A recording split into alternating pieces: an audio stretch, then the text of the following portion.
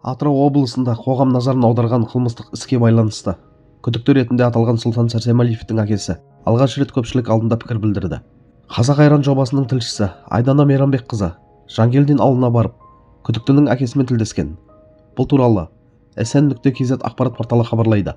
Сұлтан Сәрсемәлиевтің әкесі Самиғолла Сәрсемәліұлы әлеуметтік желілер мен ақпарат алаңында ұлына қатысты тараған пікірлерге наразылығын жеткізді. Оның айтуынша соңғы уақытта Сұлтанды кінәлаған түрлі болжамдар мен айыптаулар шамадан тыс көбейіп кеткен. Қазір телефонды ашсаңыз болды, барлығы бір адамды нысанаға алып, менің балама жабылып жатыр, күйеу баласы істеген, осы кінәлі деген сөздер айтылып жүр. Шынымды айтсам, мұны Сұлтан жасады деген ой үш ұйықтасам да түсіме кірмейді. Оның бұл іске қатысы жоқ екеніне 100% сенемін. Қойып ауыздауға да жүрегі дауаламайтын адам мұндай қатыгездікке қалай барады? Бұл кәсіби маньяк жасайтын әрекет.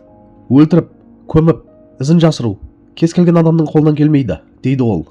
Самиғолла Сәрсемәліұлының айтуынша, қаза тапқандар күдіктінің туған ата-енесі болған. Оның үстіне оқиға кезінде Сұлтанның қасында жұбайы жүргенін де алға тартты. Марқұмдар оның жауы емес, туған ата-енесі, қасында әйелі бірге жүрген. Осындай жағдайда айтылып жатқан әңгімелерге қалай сенуге болады? Оның үстіне мен әкесімін. Бұл жағдай төбеден түскендей болды. Не айтарымды да білмей қалдым, деді ол. Айта кетейік, аталған іс қоғамда қызу талқыланып, әлеуметтік желіде түрлі пікірлер мен болжамның таралуына себеп болды. Қадірлі көрермендер, бұл жағдайда әкенің сөзін түсінуге болады. Қандай жағдай болса да, әр ата-ана баласына сенеді, оны қорғауға тырысады. Самиғолла ағаның айтқаны бір әкенің жүрек сөзі. Ол заңгер де, тергеуші де емес, тек өз баласының қандай адам екенін білетін әке. Сондықтан балам ондайға бармайды деуі табиғи нәрсе деп ойлаймын. Қоғамда эмоция көп, ал қайғы араласқан жерде сөзде ауыр айтылады. Бірақ біреуді сот үкімі шықпай жатып кінәлі деу дұрыс емес.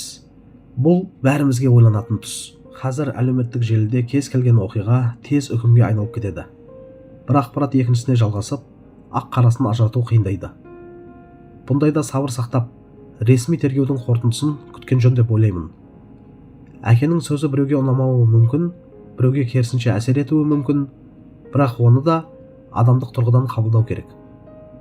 Бұл істің ақиқаты заң аясында анықталуы тиіс. Ал қоғам ретінде бізге эмоциямен емес, байыппен қарау, бір-бірімізге ауыр сөз айтпау маңызды.